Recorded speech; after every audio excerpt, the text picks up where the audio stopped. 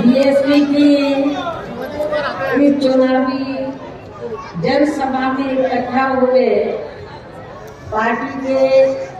सभी छोटे बड़े पदाधिकारी, नेता एवं कार्यकर्ता गण, आज आप लोग यहाँ महाराष्ट्र स्टेट में विधानसभा के लिए हो रहे आम चुनाव में अपनी पार्टी के उम्मीदवारों के समर्थन में मुझे व मेरे साथ साथ पार्टी के नेशनल कोऑर्डिनेटर श्री आकाश आनंद को भी सुनने के लिए यहाँ इकट्ठा हुए हैं। तो उसके लिए मैं आप सभी लोगों का हार्दिक दिल से आभार प्रकट करती हूँ। दिल को जिताने के लिए आपके स्टेट के पार्टी के केंद्रीय कोऑर्डिनेटर श्री रामजी गौतम व श्री नर्मदा प्रसाद अहरवाल आदि तथा यहाँ महाराष्ट्र स्टेट के अध्यक्ष एडवोकेट सुनील डोंगरे व इनके अन्य सभी साथीगण भी पूरे जी जान से लगे। लेकिन अब मैं सबसे पहले इस चुनाव के संदर्भ में ये कहना चाहूंगी कि हमारी पार्टी यहाँ के महाराष्ट्र स्टेट में हो रहे विधानसभा का चुनाव अकेले अपने बलबूते पर पूरी तैयारी व दमदारी के साथ लड़ रही है। और ये चुनाव हमारी पार्टी अकेले ही इसलिए लड़ रही है क्योंकि इस मामले में अभी तक के रहे अनुभव के मुताबिक हमने जिस भी पार्टी के साथ गठबंधन करके कोई भी चुनाव लड़ा है तो हमारी पार्टी का दलित बेस वोट तो एक तरफा गठबंधन की पार्टी को चला जाता है, लेकिन उस पार्टी के लोगों की जातिवादी मानसिकता होने की वजह से उनके पार्टी का अधिकांश वोट हमारी पार्टी को नहीं मिल पाता है। जिस पार्टी से हम लोग गठबंधन करते हैं तो उस पार्टी के लोगों की जातिवादी मानसिकता होने की वजह से उनकी पार्टी का अधिकांश वोट हमारी पार्टी को नहीं मिल पाता है, अर्थात ट्रांसफर नहीं हो पाता है, बल्कि उनका ये वोट अंदर अंदर दूसरी पार्टी के खासकर उच्च वर्ग के उम्मीदवारों को ही चला जाता है। और फिर वहाँ हमें केवल दलित व थोड़ा बहुत अपनी पार्टी से अन्य कमजोर वर्गों का जुड़ा वोट ही पड़कर रह जाता है, जिससे उन सीटों पर हमारी पार्टी के ज्यादातर उम्मीदवार कामयाब नहीं हो पाते तथा पार्टी का वोट प्रतिशत भी इससे काफी हद तक कम हो जाता है। ऐसे में अब हमारी पार्टी ने ये फैसला लिया है कि हमें ऐसी पार्टियों से गठबंधन करके चुनाव लड़ने की बजाय बल्कि बहुजन समाज के हर अंग को अर्थात SC, ST, OBC व इन्हीं की तरह दुखी व पीड़ित मुस्लिम व अन्य धार्मिक अल्पसंख्यकों के साथ साथ अपर कास्ट समाज में से अति गरीबों को भी भाईचारे के आधार पर सीधे ही पार्टी से जोड़कर हमें फिर अपनी पार्टी को सत्ता में लाना होगा। और ये सब हमने उत्तर प्रदेश में करके भी दिखाया। ये बात मैं कोई हवाई आप लोगों के सामने नहीं रख रही हूँ, बल्कि ये सब हमने तो यूपी में करके भी दिखाया है, जो आबादी के हिसाब से देश का सबसे बड़ा प्रदेश भी है। इसलिए इन सब बातों को ध्यान में रखकर अब हमारी पार्टी आपके महाराष्ट्र स्टेट में अकेली यहाँ विधानसभा का हम चुनाव लड़कर यहाँ सत्ता में आना चाहती है। लेकिन यहाँ सरकार न बनने की स्थिति में, यहाँ आपके महाराष्ट्र स्टेट में तो पार्टी की सरकार न बनने की स्थिति में यदि हमारी पार्टी बैलेंस ऑफ पावर भी बन जाती है तो तब फिर हमारी पार्टी जरूरत पड़ने पर यहाँ सरकार बनाने वाली पार्टी को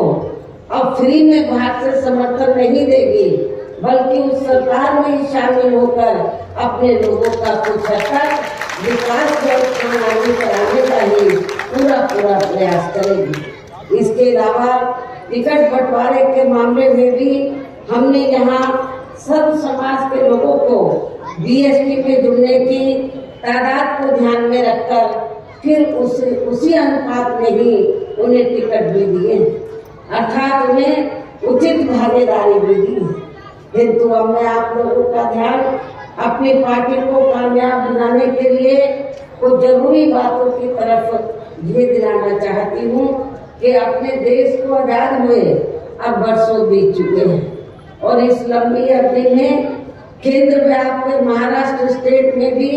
अधिकांश यहाँ कांग्रेस, बीजेपी व अन्य विरोधी पार्टियों की तथा इनके गठबंधन की ही सरकारें रही हैं, जिनकी जातिवादी, संकीर्ण व पूंजीवादी सोच के चलते यहाँ सर्व समाज में से विशेषकर गरीबों, दलितों, आदिवासियों, पिछड़े वर्गों, मुस्लिम व अन्य धार्मिक अल्पसंख्यक समाज के लोगों की भी सामाजिक एवं आर्थिक स्थिति में कोई खास सुधार नहीं आया है, बदलाव नहीं आया है। इसी प्रकार यहाँ मजदूरों, बेरोजगारों, किसानों, व्यापारियों एवं अन्य मेहनतकश लोगों की भी हालत कोई खास अच्छी नहीं रही है। ऐसे में अब इन सभी विरोधी पार्टियों को इन्हें और ज्यादा आजमाने की जरूरत नहीं है और इस संदर्भ में खासकर मैं दलितों, आदिवासियों व अन्य पिछड़े वर्गों के लोगों को ये भी बताना चाहती हूँ, इन वर्गों के उत्थान के लिए परम पूज्य बाबा साहब डॉक्टर भीमराव अम्बेडकर के कड़े संघर्ष एवं उनके अथक प्रयासों से भारतीय संविधान में जो इन्हें कानूनी अधिकार मिले हैं, तो उनमें से खासकर सरकारी नौकरियों में जो इनको आरक्षण की सुविधा मिली है,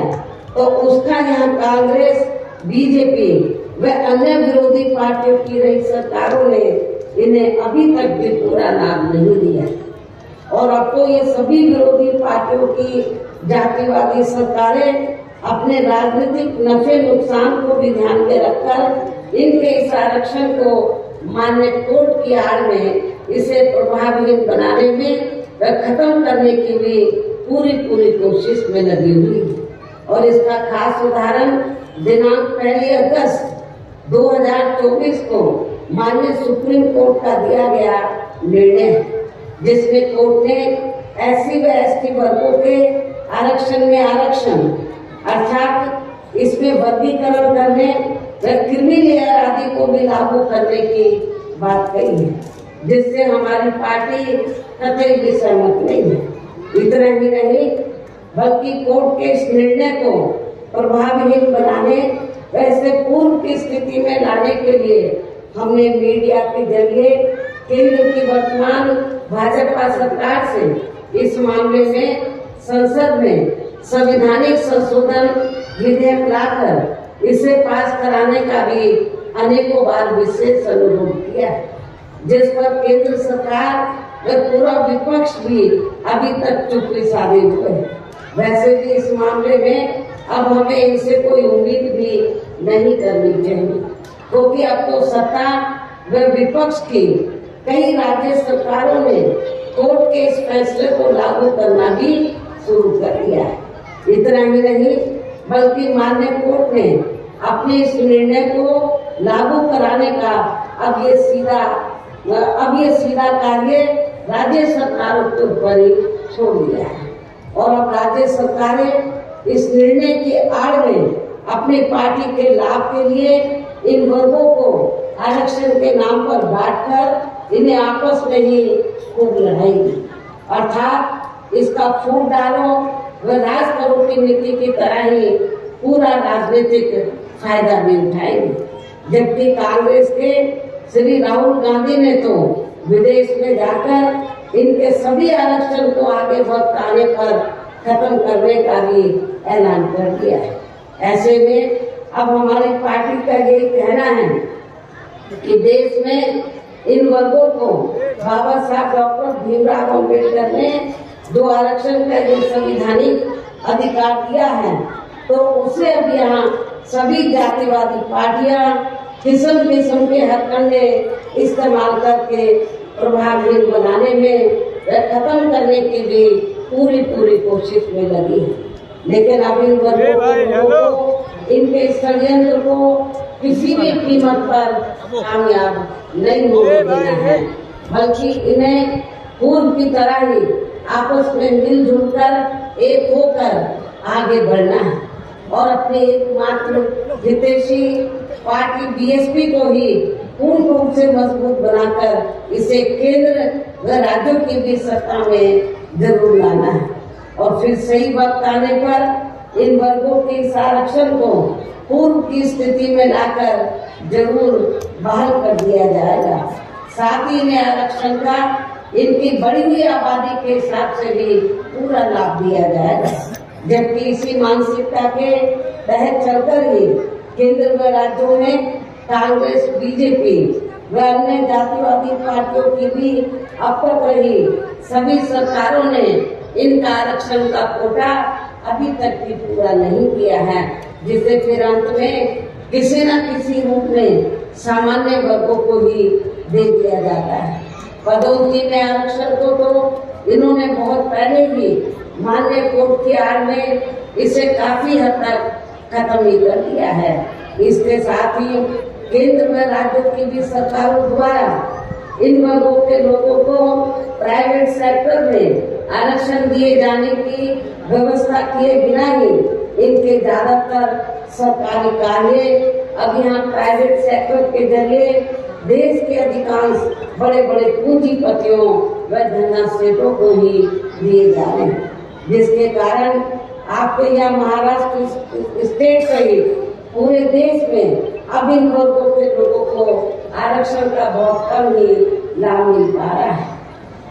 और इससे अब पूरे देश में दलितों व आदिवासियों के साथ साथ अन्य पिछड़े वर्गों के लोगों को भी काफी ज्यादा नुकसान हो रहा है, जबकि अन्य पिछड़े वर्गों के लोगों को ये भी मालूम होना चाहिए कि इन्हें मंडल कमीशन की रिपोर्ट के तहत आरक्षण की सुविधा केंद्र में कांग्रेस पार्टी की रही सरकार में नहीं, बल्कि बीएसपी के कड़े संघर्ष एवं अथक प्रयासों से ही केंद्र में रही श्री बीपी सिंह की सरकार में ही मिली है,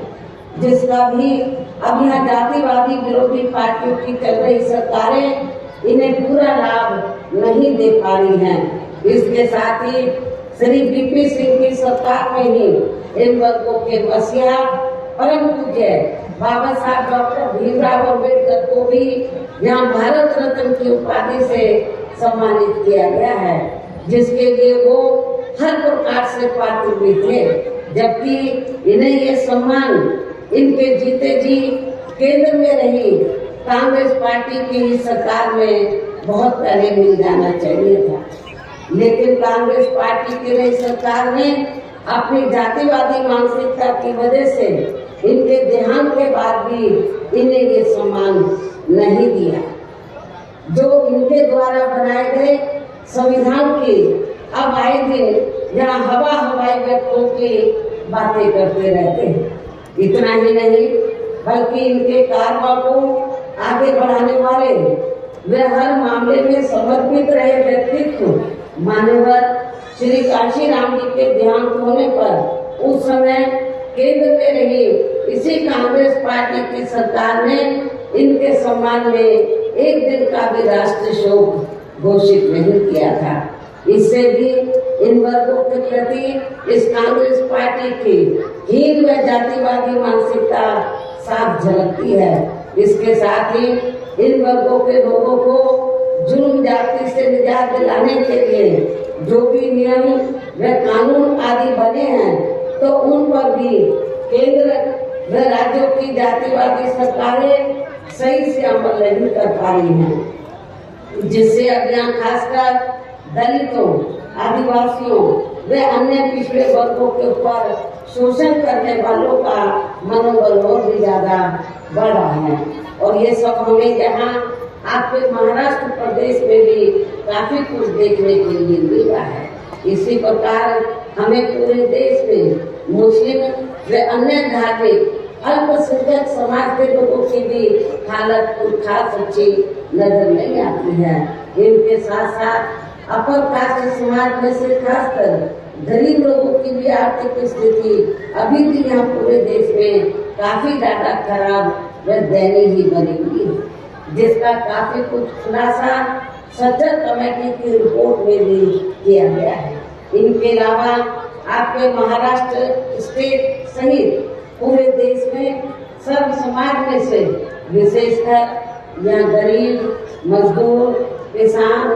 कर्मचारी, व्यापारी एवं अन्य मेहनतकश लोग भी अपनी विभिन्न समस्याओं को लेकर अभी भी हमें काफी ज्यादा दुखी व परेशान ही नजर आते हैं। और इन सब की मुख्य वजह हमारी पार्टी केंद्र में व आपके महाराष्ट्र स्टेट में भी यहाँ अब तक की रही सभी विरोधी पार्टियों की सरकारों की गरीब व किसान विरोधी तथा इनकी जातिवादी, संकीर्ण व पूंजीवादी मानसिकता के तहत बनाई गई इनकी गलत नीतियों एवं गलत कार्य प्रणाली को ही पूरे तौर से जिम्मेवार मानकर चलती है, जिसके कारण ही आए दिन जहाँ पूरे देश में गरीबी, बेरोजगारी व महंगाई आदि भी काफी ज्यादा बढ़ रही है, जिससे आम जनता काफी ज्यादा दुखी व चिंतित भी है। इसके साथ साथ अभी भी अपने देश में भ्रष्टाचार हर स्तर पर काफी ज्यादा फैला हुआ है, जिससे आपका खुद का महाराष्ट्र स्टेट भी अछूता नहीं रहा। और इन सब के लिए हमारी पार्टी आजादी के बाद से लेकर अभी तक केंद्र व देश के अधिकांश राज्यों में तथा आपके खुद के अपने महाराष्ट्र प्रदेश में भी ज्यादातर सत्ता यहाँ गलत पार्टियों में से खासकर कांग्रेस, बीजेपी व इनके गठबंधन दलों के हाथों में ही आने को मानकर चलती है, जिनकी जातिवादी, संकीर्ण व पूंजीवादी सोच अभी तक भी नहीं बदली है। और इन सभी विरोधी पार्टियों को हमारी पार्टी इसलिए भी जिम्मेवार मानकर चलती है क्योंकि शुरू से ही लगभग ये सभी विरोधी पार्टियां केंद्र व देश के अधिकांश राज्यों में भी ज्यादातर जहां बड़े बड़े पूंजीपतियों व धनराशियों की ही आर्थिक मदद से सत्ता में आती रही। और सत्ता में आ जाने के बाद फिर ये विरोधी पार्टियां अधिकतर मामलों में अपनी आर्थिक एवं अन्य सभी नीतियां यहाँ गरीब एवं आम जनता की समस्याओं को दूर करने के हिसाब से तैयार नहीं करती हैं, बल्कि देश के उन बड़े बड़े पूंजीपतियों व धनराशियों को ही फायदा पहुंचाने के हिसाब से अपनी अधिकांश नीतियां तैयार करती हैं, जिनके धन व बल से चुनाव लड़कर ज्यादातर ये पार्टियां केंद्र में आपके स्टेट सहित अन्य राज्यों में भी अभी तक यह सत्ता में आती रही है, जिसके कारण ही अब पूरे देश में व आपके खुद के अपने प्रदेश में भी अभी भी हमें यहाँ सर्व समाज के लोग अपनी विभिन्न समस्याओं को लेकर काफी ज्यादा परेशानी नजर आती है, जबकि पूरे देश में बीएसपी ही अकेले एक ऐसी पार्टी है जो विरोधी पार्टियों की तरह देश के बड़े बड़े पूंजीपतियों व धनराशियों आदि की आर्थिक मदद से नहीं बल्कि अपनी पार्टी के ही आम कार्यकर्ताओं की आर्थिक मदद से चुनाव लड़कर यहाँ केंद्र व राज्यों की भी सत्ता में आना चाहती है, ताकि हमारी पार्टी सत्ता में आने के बाद फिर बिना किसी दबाव के वे आजाद होकर या सर्व समाज के लोगों की अधिकांश समस्याओं का समाधान करके उन्हें हर मामले में खुशहाल बना सके। और इसी आधार पर चलकर ही आबादी के हिसाब से देश के सबसे बड़े प्रदेश उत्तर प्रदेश में 4 बार हमारी पार्टी ने अपने नेतृत्व में 5 सरकार भी बनाई है और हमने अपनी सभी चारों बड़ी सरकारों में अपनी पार्टी की विचारधारा एवं सिद्धांतों के तहत चलकर वैसे तो वहाँ सर्व समाज के हितों का पूरा ध्यान रखा है, लेकिन सभी मामलों में प्राथमिकता पहले हमने वहाँ सर्व समाज में से विशेषकर उन दलितों, आदिवासियों, पिछड़े वर्गों, मुस्लिम अन्य अकलियतों को तथा गरीब एवं असहाय लोगों को ही दिया है, जिनकी वहाँ हर मामले में व हर स्तर पर सभी विरोधी पार्टियों की रही सरकारों में उनकी हीन, जातिवादी, संकीर्ण व पूंजीवादी सोच होने के कारण काफी ज्यादा उपेक्षा की गई। और इतना ही नहीं बल्कि हमारी पार्टी की रही सरकार ने तो उत्तर प्रदेश में जो गरीब लोग थे, जिनके पास खेती करने के लिए कोई साधन नहीं थे, रोटी रोटी के कोई साधन नहीं थे, तो हमारी पार्टी की सरकार ने तो वहाँ उत्तर प्रदेश में आप लोगों को याद होगा, महाराष्ट्र के लोगों को, कि जब तक हमारी सरकार नहीं बनी थी तो आप लोग एक नारा लगाते थे कि जो जमीन सरकारी है वो जमीन हमारी। आप लोग एक नारा लगाते थे, लेकिन उस नारे को सही मायने में अमली जामा उत्तर प्रदेश में बीएसपी की रही सरकार ने तो अमली जामा बनाया, करके दिखाया ये काम। और उत्तर प्रदेश में जो सरकार के पास सरकारी जमीन खाली पड़ी थी, हमने किसी किसान भाई की प्राइवेट जमीन 1 इंच भी लेकर अपने लोगों में नहीं बांटी, बल्कि उत्तर प्रदेश सरकार के पास जो सरकारी जमीन खाली पड़ी थी उसके 3 एकड़ के पट्टे काटकर हमने उत्तर प्रदेश में जो विद्युत सेक्टर के लोग थे तो उनको खेती करने के लिए फ्री दिया। और अब तो दूसरी पार्टियों की जो सरकारें हैं या पार्टियां हैं, अपने मैनिफेस्टो में जो बात करती हैं, क्या कहती हैं कि हम इनके पक्के मकान बनाकर देंगे। जब तक बीएसपी ने पक्के मकान गरीब लोगों को आवासीयों के बनाकर नहीं दिए थे, जब तक कोई बात नहीं करता।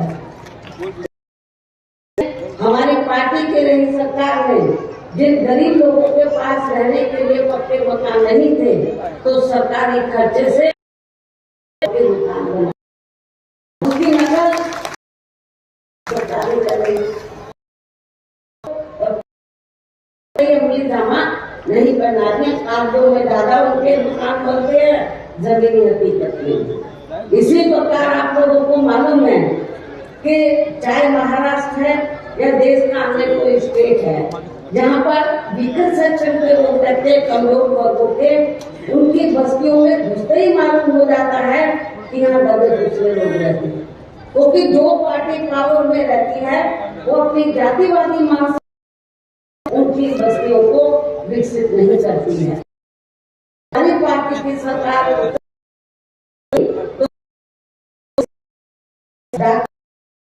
विकास योजना के तहत और मान्यवर श्री कांशीराम जी शहरी समग्र विकास योजना के तहत उत्तर प्रदेश में जो देहात थे चिन्हित करके जहाँ इनकी आबादी ज्यादा थी तो उनकी बस्तियों को हमने प्राथमिकता के आधार पर हर सुविधा से विकसित किया। शहरों की भी बस्तियों को हमने विकसित किया, तो इससे उनके रहन सहन के ऊपर काफी असर पड़ा। इसके साथ साथ हमने उत्तर प्रदेश में गरीब एवं बेरोजगार लोगों को दूसरी पार्टियों की रही सरकारों की तरह मामूली सा बेरोजगारी न देकर उन्हें सरकारी एवं गैर सरकारी क्षेत्रों में स्थायी रोजगार भी उपलब्ध कराए। लेकिन अब कांग्रेस या बीजेपी ये चुनाव में क्या बोलते हैं कि हम रोटी रोजी के साधन तो नहीं देंगे, नौकरी नहीं देंगे, तो भत्ता दे देंगे। लेकिन हमारी पार्टी की सरकार ने ऐसा नहीं किया। हमने उनको ये बेरोजगारी भत्ता नहीं बल्कि सरकारी एवं गैर सरकारी क्षेत्रों में उन्हें स्थायी रोजगार उपलब्ध कराया। इसके अलावा हमारी पार्टी की सरकार ने वहाँ विभिन्न क्षेत्रों में लगे लोगों के साथ साथ युवाओं, महिलाओं व बुजुर्गों आदि के अनेकों महत्वपूर्ण व ऐतिहासिक जिनसे उन्हें काफी ज्यादा लाभ पहुंचा है। किसानों की भी समस्याओं का अधिकांश समाधान किया गया है तथा उनकी फसलों का भी उन्हें समय से उचित दाम दिया है। साथ ही हमने वहाँ सर्व समाज के लोगों के ऊपर किसी भी प्रकार की कोई जुर्म जाति आदि भी नहीं होने दी। इतना ही नहीं बल्कि हमारी पार्टी की रही सरकार ने यहाँ अपने देश में दलित एवं अन्य पिछड़े वर्गों में समय समय पर जन्मे हमारे महान संतों, गुरुओं व महापुरुषों में भी खासकर महात्मा ज्योतिराव फुले, छत्रपति शाहू जी महाराज, श्री नारायण गुरु, बाबा साहब डॉक्टर भीमराव अम्बेडकर एवं मान्यवर श्री कांशीराम जी आदि को भी विभिन्न रूपों में पहली बार वह पूरा आदर सम्मान दिया, जिन्हें विरोधी पार्टियों के लोग अभी तक भी आसानी से बचा नहीं पा रहे हैं। संक्षेप में मेरा यही कहना है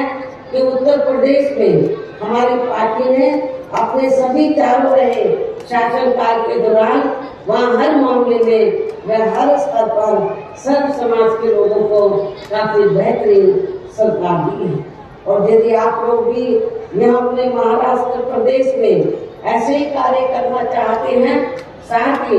आपके प्रदेश से जुड़ी जो भी यहाँ स्थानीय समस्याएं हैं तो उन्हें भी दूर करना चाहते हैं, तो फिर आप लोगों को भी उत्तर प्रदेश की तरह ही यहाँ पे महाराष्ट्र प्रदेश में भी अपनी पार्टी के सर्वजन हिताय व सर्वजन सुखाय के नेतृत्व पर आधारित ही सरकार बनी है, जिसके लिए आप लोगों को यहाँ पे महाराष्ट्र प्रदेश में विधानसभा के लिए हो रहे आम चुनाव में अपनी पार्टी का बेहतर रिजल्ट लाना होगा। और इसके लिए अब आप लोगों को वोट पड़ने तक यहाँ की खासकर सत्ताधारी पार्टी व अन्य सभी विरोधी पार्टियों के साम दाम दंड भेद आदि अनेकों हथकंडों से भी जरूर सावधान रहना है। और इतना ही नहीं, मैं आज आप लोगों को ये भी बताना चाहती हूँ तो कि अब ये सभी विरोधी पार्टियां बीएसपी को सत्ता में आने से रोकने के लिए इस पार्टी के खासकर दलित बेस वोट को बांटने की भी पूरी कोशिश में लगी है, जिसके लिए इन्होंने दलित वर्ग में से बिकाऊ व स्वार्थी लोगों के जरिए अब अनेकों पार्टियां व संगठन आदि भी बनवा रही हैं, जिनको चलाने व चुनाव आदि लड़ाने पर भी पूरा खर्चा विरोधी पार्टियां उठाती हैं, जो चुनाव में अपने लाभ के लिए उसी हिसाब से उनके उम्मीदवार खड़े करवा के उनके वोटों को काफी हद तक बांट देती है, जिन्हें आपको ऐसी पार्टियों को ऐसे बिकाऊ स्वार्थी किस्म के लोग की जो पार्टियां हैं तो उनको आपको अपना एक भी वोट देकर खराब नहीं करना है, ताकि इनका ये षड्यंत्र कामयाब न हो सके। इतना ही नहीं बल्कि ऐसे बिकाऊ व स्वार्थी लोगों की पार्टियों व संगठनों को थोड़ी मजबूती देने के लिए अब ये विरोधी पार्टियां एक दो सीटों पर अपना खुद का वोट भी ट्रांसफर करा के इनके एक आधी एमपी व एमएलए भी जितवा के भेजने लगी है। ये भी इनका एक षड्यंत्र का हिस्सा है। जिस प्रकार से बाबा साहब डॉक्टर भीमराव अम्बेडकर की भी मूवमेंट को कमजोर करने के लिए उनके जीते जी कांग्रेस पार्टी ने